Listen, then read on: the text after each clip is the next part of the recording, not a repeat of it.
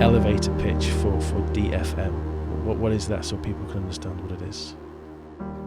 I was with an owner of a home building business here in Australia. They do about 30,000 homes a year, a private company. And he said to me the other day, he said, I've got a friend who's a manufacturer, and he was explaining to me how even though they bring in parts for their product from all over the world, when they come together, they simply clip them together and they fit perfectly first time. He said, why can't we do that in construction? And manufacturing have been evolving design for manufacture as a discipline for many years, and it is purely about a perfect design that is then used to orchestrate the manufacturing of the components that you then assemble into a finished product. That's design for manufacture. And construction today, broadly as an industry, still rejects the idea that this is something that fits in this industry. But there are many green shoots, and in my view, an inevitability that this is where the industry will go. We talked a little bit earlier that when I was doing my research for this call, I kept on coming up with DFMA and DFM, and these terms were bandied about, but there's differences between them. So maybe you can go into a little bit there about that.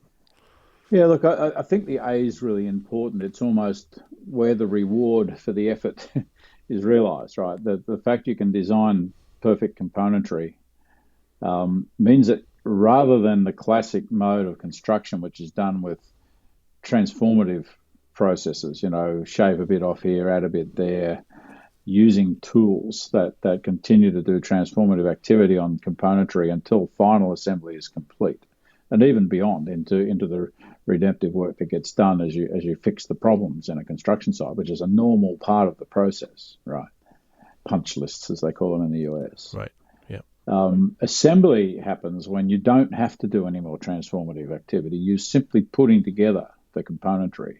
So DFM without the A for me misses the reward, right? The reward is this lower cost, lower skill set requirement to enable an activity that is now putting the Lego together. And so that would be the distinction I'd draw between DFM, DFMA, which is simply that, if you get the DFM right and the componentry is all perfectly created, then you can simply assemble, right, not transform. So it just seems like it's all upside. So why? So what are the challenges, do you think then? Why is this something that is just not so obvious, and why wasn't it done 30, 40 years ago? It's like many of the stories we all know, right? We all know that the Swiss invented the digital watch, and yet their watch industry was destroyed by the digital watch, which they did not go on to perfect as a discipline of their own, having envisaged and invented the idea from within their own industry. We all know, Blockbuster said no to Netflix. We all know the Kodak story. So all these things look so obvious in hindsight, right? But in the moment, there are reasons why companies, industries don't see the future, and it's just about the that paradigm of being locked into the way things are, and not being able to kind of step outside of that and see past the current structures in the industry, systems of work in the industry, the belief systems that evolve around the industry. And so in this industry, there's really, really, deeply skilled people in each key discipline area that remain quite fragmented from each other. So the architecture disciplines, many brilliant people. The design discipline, similarly. People who manage construction work, deeply expert people who are the subcontractors that do the work to design and implement the plumbing solutions and the HVAC solutions and the electrical solutions. And they work in a system of work where every day they get up and it is the way it is. And so you have to think outside of the way that operates and look at the industry from end to end to even challenge the idea of how things operate today. But the fact that I design a building now and then I hand that design to a general contractor who then takes that design, and often I'll have given him a three-dimensional model of the building, but he'll reproduce down into paper two-dimensional planning sheets send them to a plumbing subcontractor who will take maybe 6 months to design a plumbing solution for a 40 or 50 story high rise building. But he's done that, and the electrical subcontractor's done the same thing, and the HVAC guys have done the same thing. And of course, what they all do is design solutions that actually don't come together beautifully because they've been designed in splendid isolation. So the industry has a process that it calls clash detection that goes, where's the plumber put a pipe where the HVAC guy wants to put a duct? Right. And they resolve those conflicts. And you can't change that unless you're prepared to take that design process of the plumber and bring it back into the original design process that the design firm are doing. Right. But the belief systems in the industry are you don't do that, because if I do that and I tell the plumber what that design is, I can no longer hold him wholly accountable for his work product. And I can't transfer the risk to him that I want to transfer to him, because I, the general contractor, don't want to have that risk on me. I want him to be suable if he gets it wrong.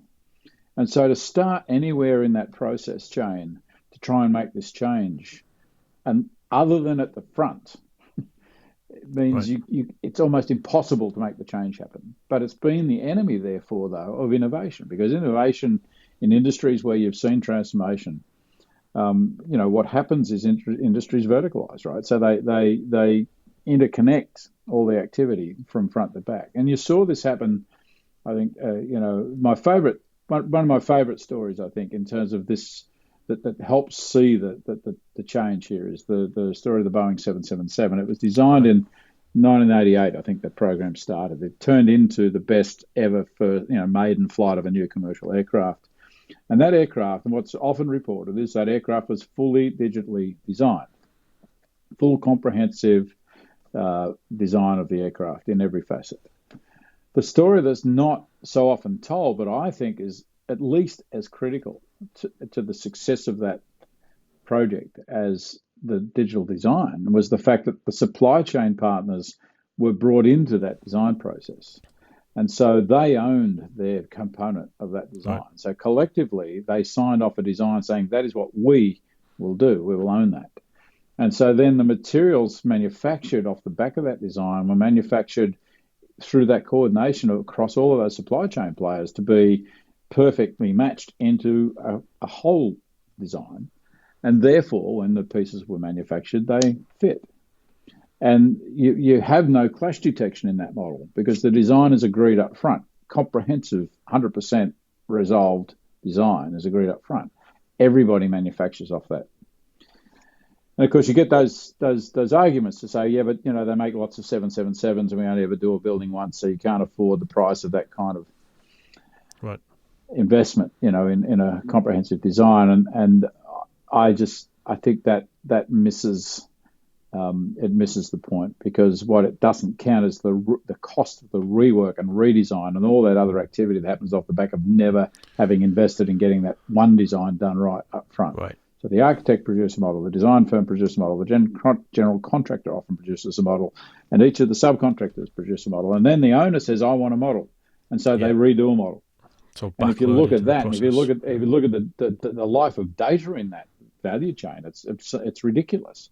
In advanced industries, data is created at the front of the process and it gets enriched throughout the process to the end point. Right. In this industry, data is like a sawtooth. It gets created and thrown away, created again and thrown away in each step in the value chain. And so the inefficiencies in that are proven in many industries to be enormous. And it's my thesis is that the first buildings we start to build in this way will actually not have an R&D premium to them, though you will get productivity gains from day one. And I saw similar things happen in other industries, particularly the transport industry. As we introduced technology into depots and so on, people were very worried about the data management load on people. But what we found was very significant productivity gains through the systematization of the work in a designed way. And that's what's being missed here. All of that mess of rework and inefficiency gets lost in a complex ecosystem, and it's hard for people to see unless you get back to 30,000 feet and look down on that end-to-end value chain of work.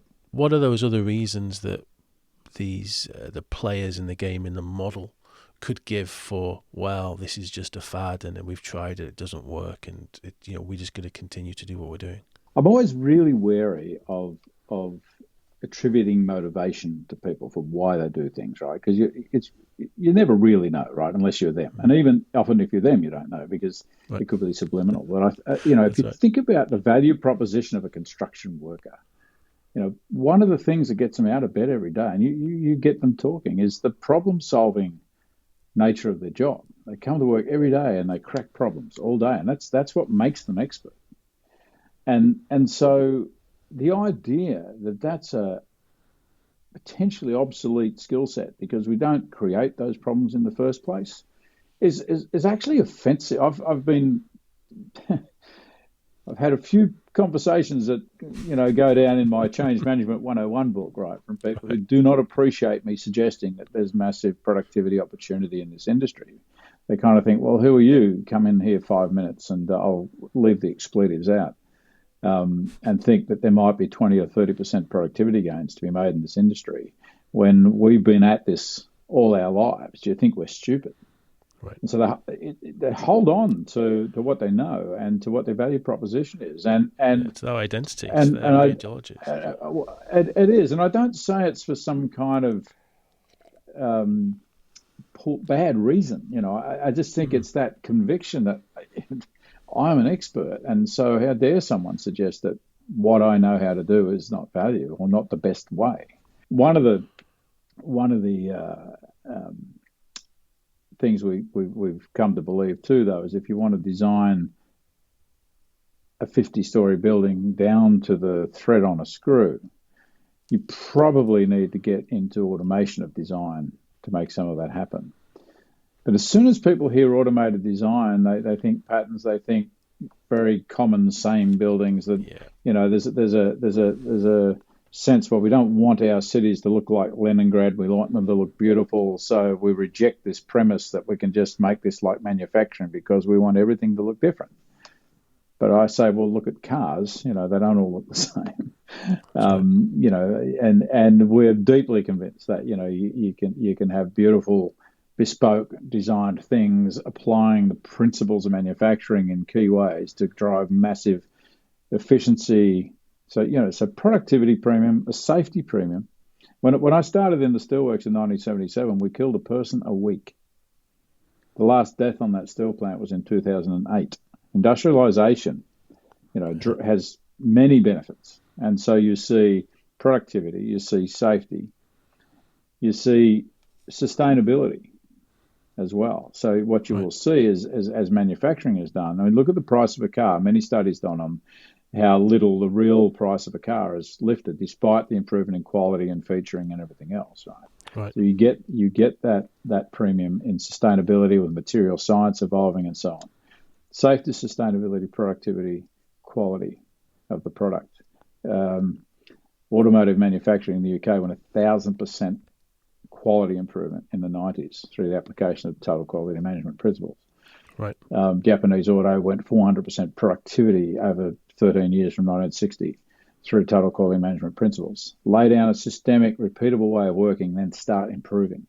Right. And I think often because people can't conceive of the end game and think we're here now, we have to flip to this, it also rejects some of this premise because that change just looks too extraordinary. But the reality is other industries have taken 40 years to make the same sort of shift. So it's very hard for anyone to simply conceive of this. It sounds like everybody will benefit from the solution, but who might drive it and who might benefit most from it? There are companies inside the industry today who are brilliantly positioned with positional assets, who do investment in property development construction. Not many. Lend-Lease is an example of one of those, who have all the ingredients and all the reasons to drive and accelerate the change. Or it'll come from companies who perhaps start at the simple end of the product set and prove the discipline and the theory and then bring it forward. So I think an industry player at the simple product end or a transformer, they're the two ways it could happen, other than one of the big players in the industry really switching this on and getting it right. And as I stand here today, I wouldn't predict which one of those it will be. And it's a good debate for the pub. The benefits, once that happens, what are they gonna What are they going to experience? They're the obvious ones, and I touched on productivity, quality, safety, sustainability.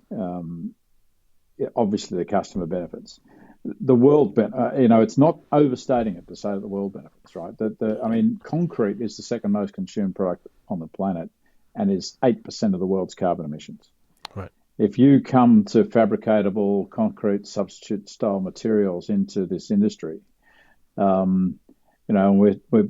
those sorts of things, polymer type products and so on, are being worked on today that see 75-80% of the carbon emission in that product disappear. You're talking about 6% of the world's carbon emissions right there in one thing. So customer will get his home more predictably at a more predictable cost, at higher quality finish. This has all happened with cars, right?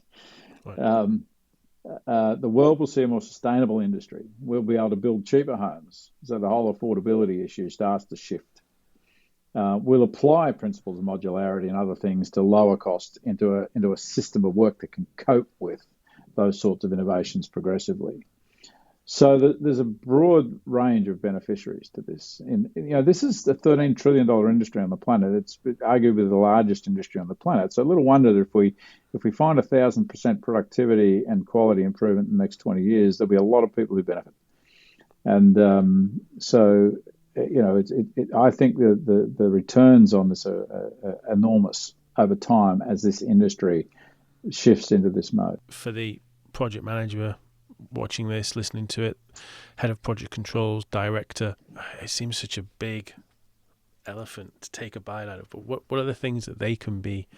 Is it education? Is it coming up to speed with it? Is it just seeing how you can apply the challenges that they've got today to get those wins, which see immediate benefits, low-hanging fruit? What is it? So it's interesting, because there's two ways this change is going to happen. I think there are those leaps, those transformative leaps, and certainly if an outside industry player comes in or a company turns on a product type where they're just going to go, we're going to change the way we do business there fundamentally overnight on this project.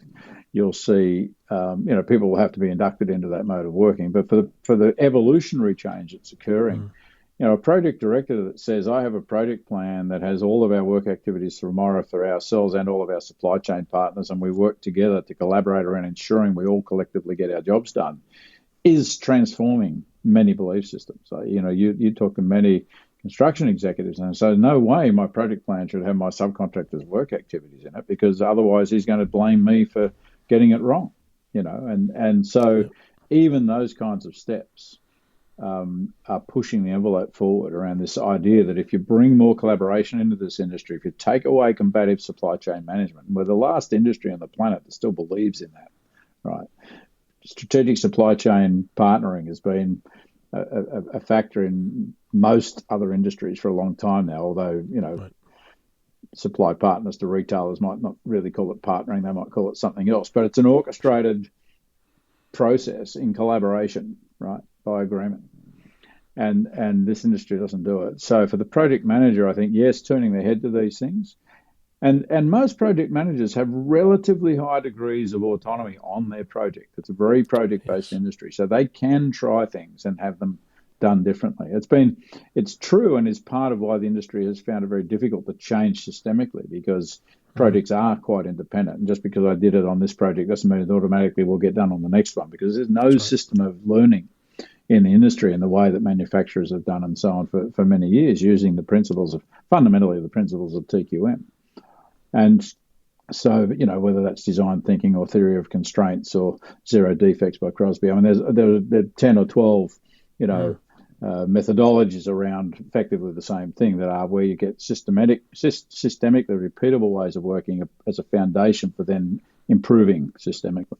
Right. And any project manager that can lay down, collaboration through his supply chain, that can move to a more trusted collaborator and agreed upon design that's used as an authority to document throughout the chain of work, I think is making really important headway down this path. But they will often be fighting against elements in their own organisations who would discourage them from doing some of those things. So they need to probably find pockets where they can do it quietly to build their own confidence and belief in the power and the value of these things.